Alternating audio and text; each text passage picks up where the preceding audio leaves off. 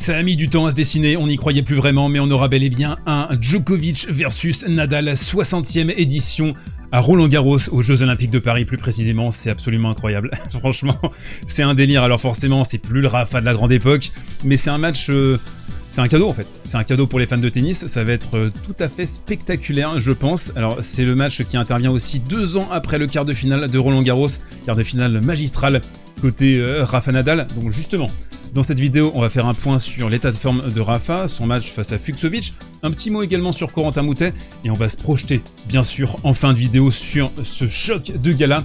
Je te laisse claquer ton bien pouce, abonne-toi également si tu ne veux rien manquer du meilleur des Jeux Olympiques de Paris côté tennis, et on attaque juste après ça.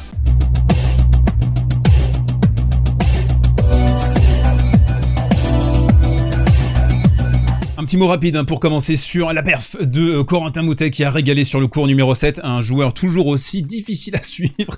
Il y a une famille de labrador dans la tête de Corentin Moutet avec un début de partie canon, j'ai trouvé, donc toujours très créatif Coco Moutet. On est toujours entre le génie et le ridicule. Et en fait la grande difficulté pour ce joueur, c'est qu'il a très rarement des points gratuits, il a un service qui est très moyen pour les canons du top 100, c'est un joueur qui est globalement petit, très compact, format poche, Corentin Moutet, et du coup on se retrouve parfois avec des séquences assez désopilantes. En fait il a tellement toujours besoin d'être sur le fil du rasoir en termes d'intensité, parce qu'il doit toujours créer, surcréer, proposer quelque chose de différent, de neuf, que parfois sa concentration s'échappe. En plus il a un caractère assez volcanique. Là par exemple, il tente une amortie, il tente un chop, tu sais pas en fait, et lui-même j'ai l'impression qu'il le découvre à l'instant même où il frappe. Donc il y a un côté dark chez Corentin Moutet, mais porté par un public exceptionnel. Le cours numéro 7 qui était en fusion, il est capable de sortir de sa boîte. Là il va réussir un chop dans le contre-pied. Suminaga là, il va pas comprendre exactement ce qui va lui arriver. Break blanc pour Coco Moutet. Un troisième set qui aurait pu partir dans à peu près toutes les directions, mais qui finit dans l'escarcelle de Corentin Moutet, et je pense que c'est l'image de ce match, c'est Corentin Moutet comme ça. Je pense que ça définit un peu cette performance et sa carrière d'une manière générale. Un petit mot rapide sur Casper Ruud, pas nécessairement pour parler de sa performance. Alors il a commencé assez faiblement, Taro Daniel qui a bien exploité je trouve les revers longs lignes pour profiter de la position un petit peu décalée, excentrée de Casper Ruud, même si ici c'était juste après son service. Non, vraiment je voulais juste parler de sa tenue, je trouve qu'il y a vraiment beaucoup de flow sa tenue, alors pas autant que cette chemise, mais quand même. C'est l'heure de parler de Rafa Nadal et bien sûr de basculer sur le 60e match entre Nadal et Djokovic. On va parler de ce premier tour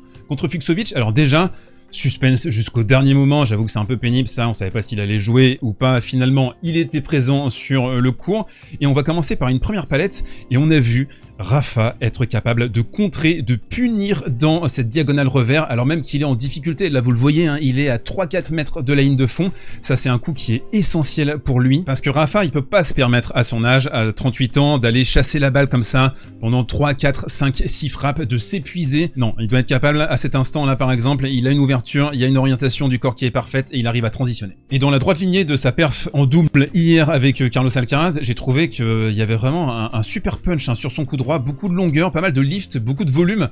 On a retrouvé parfois, pas toujours, mais surtout dans le premier set, cette intensité implacable, cet impact de Rafa Nadal. Là, même si Fucsovics, il a la balle qui lui arrive pile poil sur le corps dans les yep, il n'a pas le temps de se dégager. Nonobstant, le joueur hongrois a mis en difficulté Rafa avec un spam d'amorti. Alors amorti de coup droit par exemple ici, ça a été difficile, laborieux pour Rafa, la positionner à 4 mètres de la ligne de fond pour déclencher son start, pour commencer la course, pour arriver à l'heure.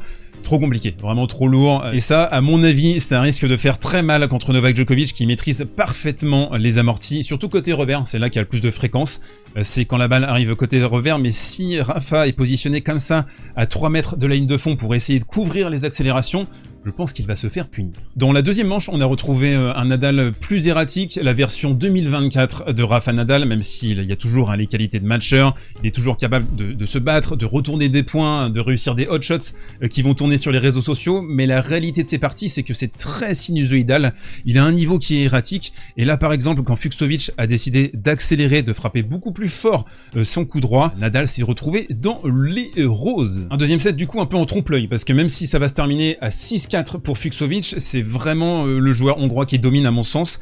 On va avoir un débreak quand même de Rafa à 5-3, Fucsovics qui est pas un joueur super stable mentalement, et un point nadalien là, un match à bout de force. Fucso qui va s'écrouler après ce point, et Rafa qui va le célébrer. Sur le jeu suivant, alors que Nadal essaye de servir pour recoller à 5 partout, bah, il va pas passer beaucoup de premières, franchement son service... c'est pas dingue, hein. Ça a jamais été un coup extraordinaire pour Rafa, mais là franchement c'est un coup qui est relativement faible.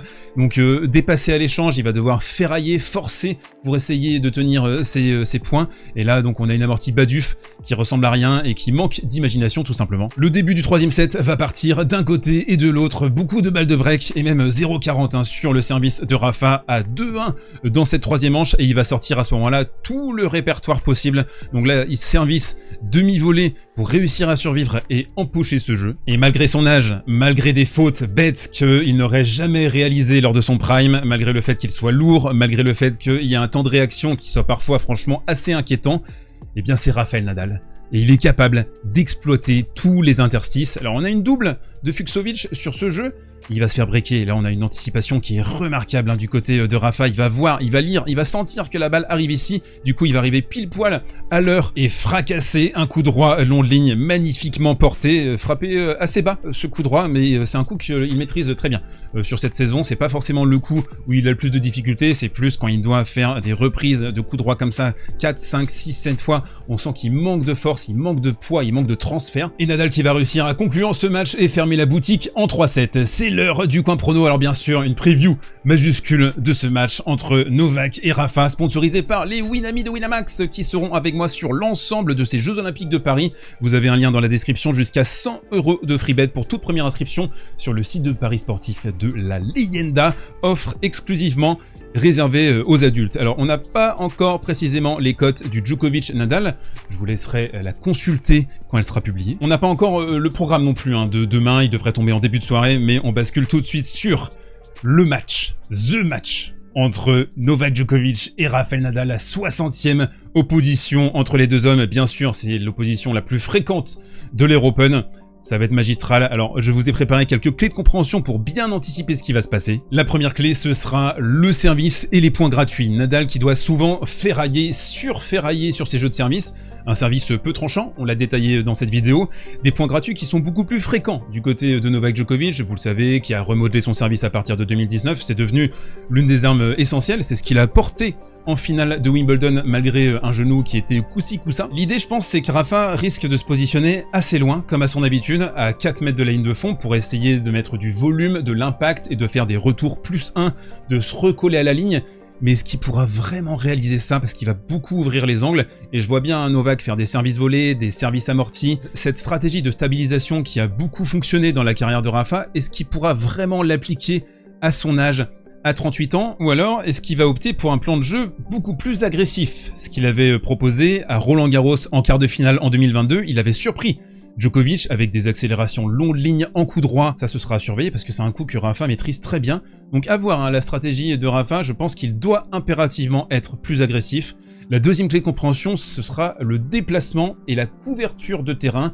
Djoko, lui aussi, à mon avis, va essayer d'acculer, d'asphyxier Rafa qui défend beaucoup moins bien à son âge, à 38 ans, en 2024. Ne pas laisser surtout Rafa dicter, rentrer à l'intérieur du court. Donc c'est possible hein, qu'on voit pas mal de moonball, je pense, pour essayer de repousser l'adversaire. Pour l'un comme pour l'autre, hein, il faudra empêcher son adversaire d'être à l'intérieur, sur la ligne, à distribuer, à distiller, pourquoi pas, de délicieuses amorties.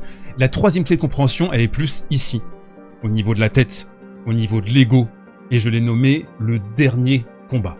Nadal n'a strictement rien à perdre, absolument rien à perdre. Djokovic sera favori, on verra les cotes, mais je vois bien un Djokovic à 1,40, 1,50 et un Nadal à 2,30 peut-être. On confirmera ces cotes quand elles seront publiées.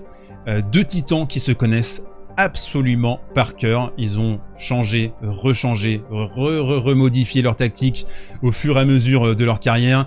Nadal qui était beaucoup plus fort en début de carrière, ensuite ça s'est stabilisé, et Novak à partir de 2011 est devenu le titan qu'on connaît.